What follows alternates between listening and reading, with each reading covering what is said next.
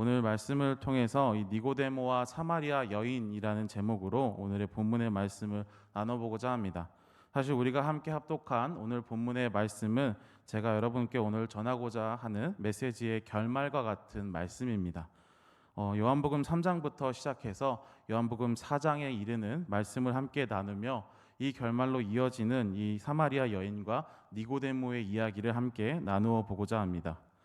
요한복음 3장에는 늦은 밤 예수님을 찾아온 이 니고데모의 이야기가, 또 요한복음 4장에는 수가성 야곱의 우물 앞에서 예수님을 만난 사마리아 여인의 이야기가 담겨져 있습니다. 언뜻 보기에도, 우리가 알고 있기에도 두 인물은 너무나 다릅니다. 양극단에 서 있는 것 같은 두 인물에게 가장 먼저 나타나는 차이점은 우리 눈에 보이는 바로 이 신분의 차이, 지위의 차이, 출신의 차이입니다. 요한복음 3장 1절에서 니고데모는 바리새인이며 유대인의 지도자라고 표현됩니다. 또한 이 니고데모라는 이름 또한 승리를 의미하는 헬라어 니케와 백성을 의미하는 헬라어 데모스의 합성어로 그가 백성의 승리자, 즉 백성의 지배자로서 이 지배계층의 인물로 살아가고 있음을 간접적으로 나타내는 말입니다. 그는 예수님의 표적에 감동을 받은 바가 있는 것 같습니다. 그러나 그의 모습에서 이 믿음에 대해서는 당시 보편적인 이 유대주의자들처럼 회의적인 모습이 나타난 것 같습니다. 그렇기에 그는 예수님을 만나 자신의 믿음을 분명하게 하기 위해 예수님께 나아왔습니다. 이어지는 4장에 기록되는 사마리아 여인은 사회적, 도덕적, 이 종교적 모든 부분에서 철저한 외부자로 등장합니다. 심지어 그녀는 소외계층으로 표현되고 당시 계수되지도 못했고 자신의 권리를 보장받지도 못했던 여성으로 본문에서 등장합니다. 아시리아가 북이스라엘을 정복한 후 아시리아는 상대적으로 먼 곳에 있는 이 북이스라엘 지역을 다스리기 위해, 또 통제하기 위해 이스라엘인과 이 아시리아인, 메소포타미아 지역에 거주하는 가나안인들을 융합하는 정책을 이스라엘 땅에 적용합니다. 메소포타미아 지역의 사람들을 강제로 이주시켜 이스라엘 사람들과 함께 혼합하여, 즉 결혼을 시켜 이스라엘의 정체성을 무너뜨린 것입니다. 아시리아의 정책은 굉장히 효과적이었습니다. 에스라 4장 1절에서 4절의 말씀은 아시리아의 정책이 얼마나 이스라엘에게 치명적이었는지를 분명하게 기록합니다. 제가 에스라 4장 1절에서 4절 말씀을 읽어드리겠습니다. 사로잡혔던 자들의 자손이 이스라엘의 하나님 여호와의 성전을 건축한다 함을 유다와 베냐민의 대적이 듣고 스룹바벨과 족장들에게 나와 이르되 우리도 너희와 함께 건축하게 하라. 우리도 너희 같이 너희 하나님을 찾노라. 아수르와 에살핫돈이 우리를 이리로 오게 한 날부터 우리가 하나님께 제사를 드리노라 하니 스룹바벨과 예수아와 기타 이스라엘 족장들이 이르되 우리 하나님의 성전을 건축하는데 너희는 우리와 상관이 없느니라. 바사왕 고레스가 우리에게 명령하신 대로 우리가 이스라엘의 하나님 여호와를 위하여 홀로 건축하리라 하였더니 이로부터 그 땅 백성이 유다 백성의 손을 약하게 하여 그 건축을 방해하되 70년간 포로 기간을 버티고 돌아온 이 남유다, 오늘 1절에서 이 유다와 베냐민 지파로 표현되는 사람들은 1절의 기록에서부터 이 북이스라엘의 10개의 지파를 대적이라고 표현합니다. 북이스라엘 10개 지파는 이 북이스라엘을 구성했던, 이 나라를 구성했던 이 10개의 지파들입니다. 그리고 이 사마리아인들이 하나님의 성전을 짓기 위한 이 귀환한 백성들을 돕고자, 그들의 성전을 짓는 걸 함께 하고자 다가가자 3절에서 이 베냐민과 유다 지파, 포로에서 돌아온 남유다 백성들은 이렇게 대답합니다. 우리 하나님의 성전을 건축하는데 너희는 우리와 상관이 없느니라 라고 말합니다. 이때부터 시작된 이 서로 간의 남유다와 북이스라엘, 특별히 사마리아인에 대한 혐오가 지금의 본문에서부터 예수님의 때까지 이어집니다. 포로 기한의 시기 사마리아인과 상종하는 것조차 거부했던 이스라엘 백성들은 여전히 예수님의 때에도 마찬가지로 사마리아인들과 상종하는 것을 극도로 경계하며 싫어하게 됩니다. 이런 배경을 가진 두 인물, 니고데모와 사마리아 여인, 너무나 다른 두 인물을 저자 요한은 3장과 4장을 연결하여 기록하고 있습니다. 복음서의 두 만남이 나란히 등장하는 데에는 분명한 이유가 있지 않을까요? 겉보기에 너무나 다른 환경을 가졌기 때문에 언뜻 보면 철저하게 서로 무관해 보이지만 예수님을 만나 인생의 답을 얻었던 두 인물을 비교해 보면 만남의 결과로 나타나는 두 인물의 삶이 예수님을 믿는 것, 따르는 것에 대하여 여러 공통점을 갖게 된다는 것을 찾게 됩니다. 그래서 오늘의 본문의 이 두 인물을 통해 우리에게 전하는 이 요한의 의도가 무엇인지 함께 알아가 보고자 합니다. 너무나 다른 두 인물의 공통점이 있다면 무엇이 있을까요? 먼저 그들이 예수님을 만났다라는 것입니다. 니고데모는 밤이라는 시간에 예수님을 찾아옵니다. 다른 사람의 이목을 두려워하였는지 아니면 열심히 한밤중까지 율법을 탐구하고 또 탐구하다 토론해야 한다는 이 결론에 도달해서 존경하는 마음으로 기다릴 수 없는 마음에 이 밤에 찾아왔는지 모르지만 일단 그는 밤이라는 시간에 예수님을 찾아왔습니다. 마찬가지로 사마리아 여인도 예수님을 만나긴 만났습니다. 사마리아인이라는 이 낙인 때문에 삶의 모든 영역에서 자유롭지 못했던 그 여인은 본문에서 6시, 지금으로 따지면 12시 이 정오의 시간에 물을 얻기 위해 우물가로 나와왔습니다. 사마리아 여인은 예수님을 만나기 위해 우물가로 나아온 것은 아닙니다. 그의 걸음이 예수님을 찾아 나온 것은 아니었습니다. 그저 물을 얻기 위해 사람들의 시선을 피해 그 누구도 활동하지 않는 가장 덥고 뜨거운 시간에 물 한 모금, 물 한 바가지 얻기 위해 그저 우물가로 나아온 것뿐입니다. 그러다 우연히 이 갈릴리로 돌아가시는 중 사마리아 지역을 통해 지나가시던 예수님을 그곳에서 만나게 되었던 것입니다. 예수님을 만났다라는 공통점과 함께 이 두 사람의 이야기는 낮과 밤이라는 차이, 찾아온 것과 찾아간 것과 우연히 만나게 된 것이라는 계속된 두 인물 간의 간극이 이 공통점들과 함께 공존하고 기록되고 있습니다. 또 다른 공통점은 그들이 예수님을 만난 후 예수님과 질문을 주고받았다, 대화를 했다라는 공통점이 있습니다. 예수님의 말씀을 시작으로 니고데모는 예수님과 대화를 나누었습니다. 예수님을 찾아온 니고데모에게 예수님은 이 니고데모의 질문, 어쩌면 그가 마음속에 가지고 온 이 질문을 듣기도 전에 이렇게 대답하셨습니다. 거듭나지 아니하면 하나님의 나라를 볼 수 없다. 질문을 듣지도 아니하시고 말씀하신 예수님의 이 대답은 이 니고데모의 모습을 지적하는, 거듭나지 못한 니고데모의 모습을 지적하는 말이었습니다. 평생 유대교의 이 엄격한 전통을 따라 하나님을 예배했을 이 니고데모에게 예수님의 선언은 틀림없이 그의 기분을 상하게 하는, 자존심을 상하게 하는 그런 말이었을 것입니다. 니고데모는 백성의 지도자입니다. 또 히브리 최고 법원인 산헤드린 공회원으로도 알려져 있는 인물입니다. 그는 성공한 사람이었으며 또 독실하고 정직한 바리새인이었습니다. 또한 그가 유대인의 공식 교육도 받지 않는 이 청년인 예수님을 시작부터 랍비라고 불렀다는 것은 사실은 그의 이 겸허함과 넓은 아량과 같은 마음이 얼마나 넓은지 느끼게 하는 부분이기도 합니다. 니고데모는 이처럼 모든 방면으로 훌륭한 사람이었다라고 우리는 생각할 수 있습니다. 이성과 성공, 도덕성과 신앙을 다 갖추었으면서도 심지어 사고가 열린, 처음 본 청년에게 랍비라고 말할 정도로 이 사고가 열린 인물입니다.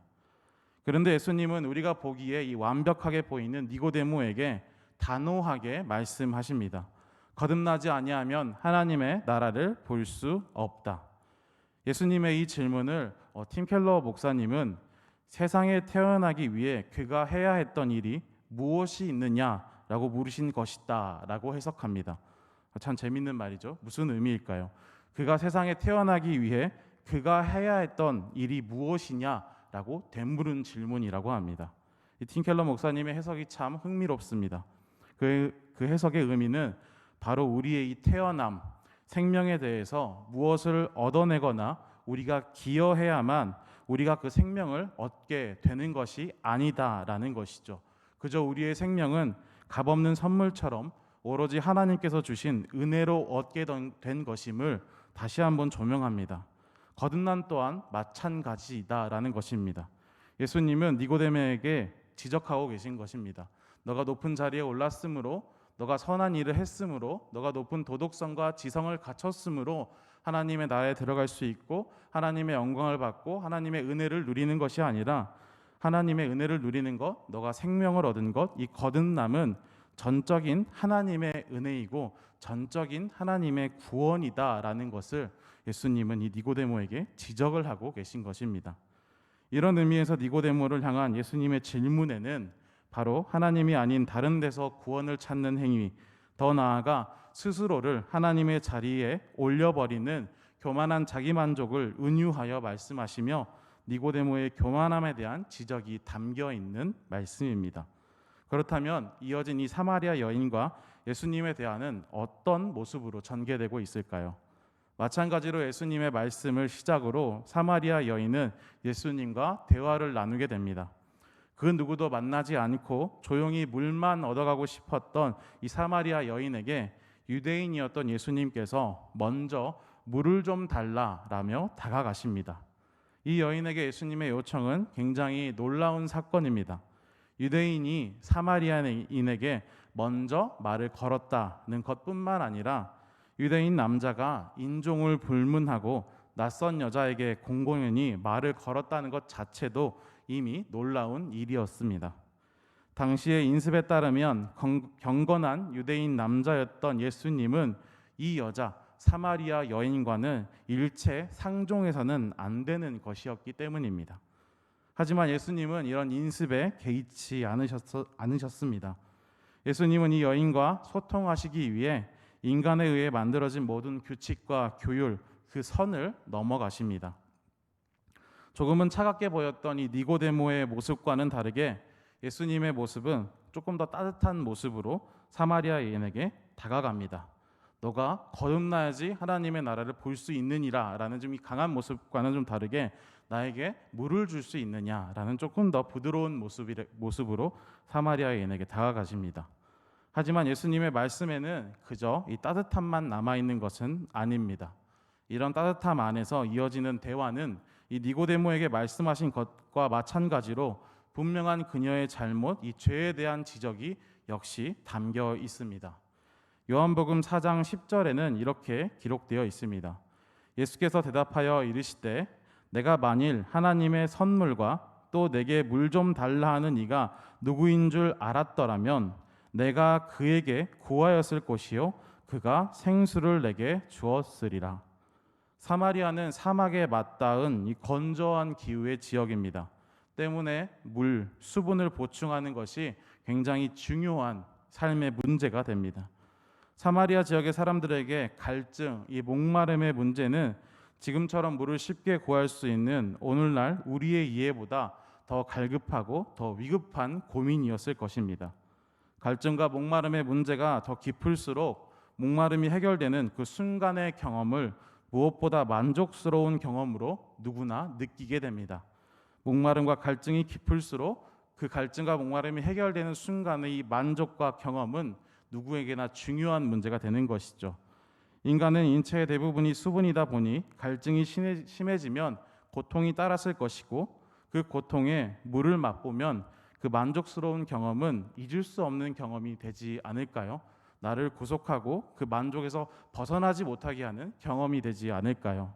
그런데 10절을 통해 여인에게 대답하신 예수님의 말씀은 그보다 더 깊은 만족을 주는 생수, 만족을 주는 정도가 아니라 예수님께서 주시는 물은 그 물을 받은 자의 속에서 영생하도록 솟아나는 샘물이 된다며 이어진 14절의 말씀까지 연결해서 말씀하고 계십니다. 사마리아 여인을 향한 예수님의 말씀, 그 말씀 안에는 어떤 지적과 어떤 의미가 담겨 있을까요?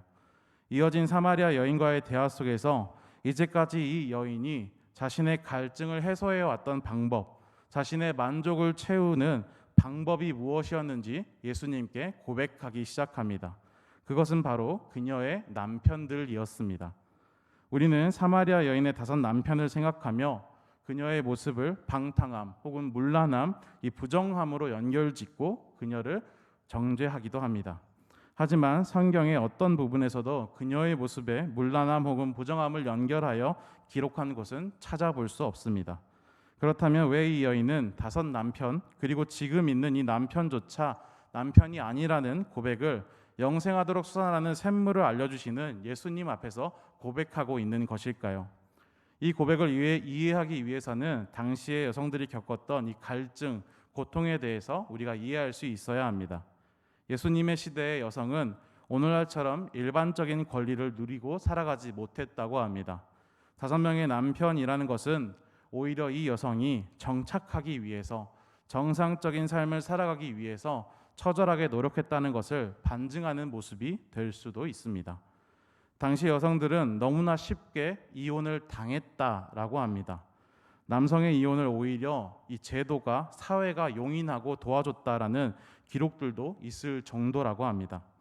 그런데 그렇게 여성이 이혼을 당하게 되면 남성에 의해서 이혼을 당했음에도 불구하고 그 여성은 수많은 비난과 오해, 편견 속에서 살아가야만 했다고 합니다. 그래서 이혼을 당한 여성이 최소한의 삶을 영위하기 위해서 어쩔 수 없이 또 다른 남편을 의지하여 살아갈 수밖에 없었던 것이라고 합니다. 자신의 갈증을 해소시켜 줄 수 있는 이 일시적인 만족을 찾으며 살아갈 수밖에 없었던 것이 바로 사마리아 여인의 삶이었습니다. 부당한 방법이나 부정한 방법으로 살아가기 위해 노력한 것이 아니라 오히려 이 여성은 당시 사회에서 일반적으로 바라보는 문제가 없는 방법으로 자신의 고통을, 갈증을 해소하고 또 스스로 만족하기 위해서 분투하는 어쩌면 그 시대의 이 비운의 여성인지도 모르겠습니다.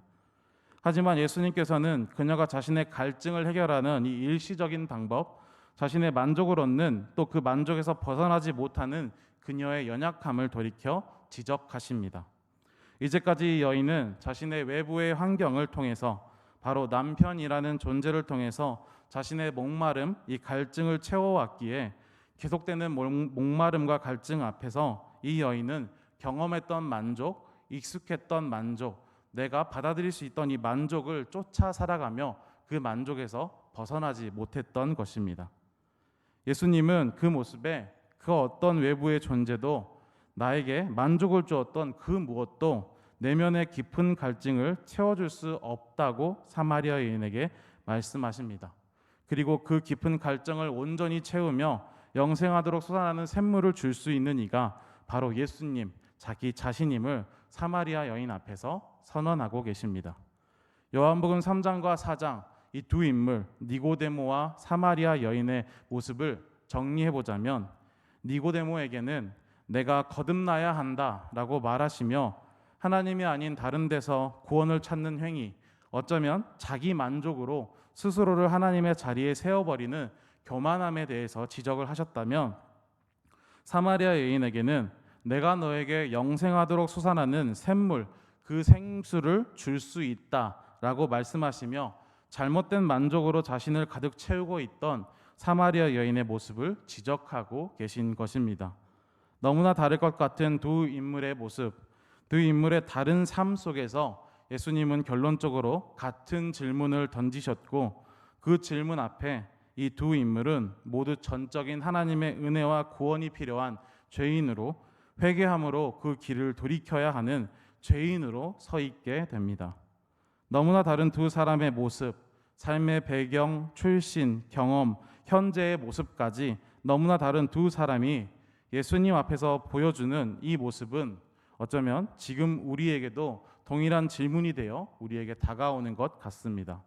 너무나 다른 환경, 상황, 출신, 경험을 가지고 예수님 앞에 나아온 지금의 우리는 예수님 앞에 어떤 모습으로 나아가고 계십니까?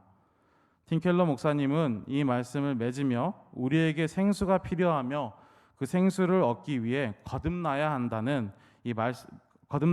말씀하시는 예수님의 말씀에 더욱 귀를 기울여 함을 말씀하셨습니다. 그리고 그 책에서 표현하신 내용이 있는데 저에게 그 내용이 참 위로가 되고 많은 회개함을 주었기에 그 내용을 그대로 조금 가져와서 인용을 해보려고 합니다.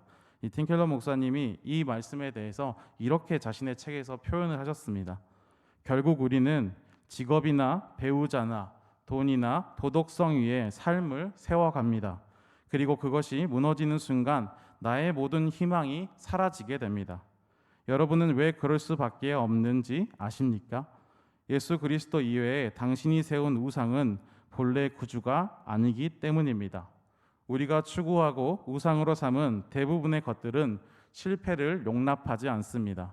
오히려 우리가 실패한 순간 자기 혐오와 수치심으로 우리를 벌할 뿐입니다. 하지만 우리에게 참 만족을 주고 배신에도 용서를 베푸는 구주 예수님은 당신의 죄를 위해 대신 죽으심으로 당신의 소망과 희망, 사랑과 믿음을 지키시기 위해 기꺼이 즐겁게 오늘도 십자가로 나아가시는 분이십니다. 특별히 오늘 함께 읽은 본문의 말씀을 이 사마리아 여인의 마지막 모습으로 설정한 것은 본문의 사마리아 여인의 모습이 나의 모습이 되기를 소망하며 또 올바른 신앙 앞에 하나님으로 만족하며 살아가는 우리의 모습이 되기를 소망하며 결정하게 되었습니다. 제가 오늘의 본문을 다시 한번 읽어드리도록 하겠습니다. 여자의 말이 내가 행한 모든 것을 그에게 내게 말하였다 증언하므로 그 동네 중에 많은 사마리아인이 예수를 믿는지라.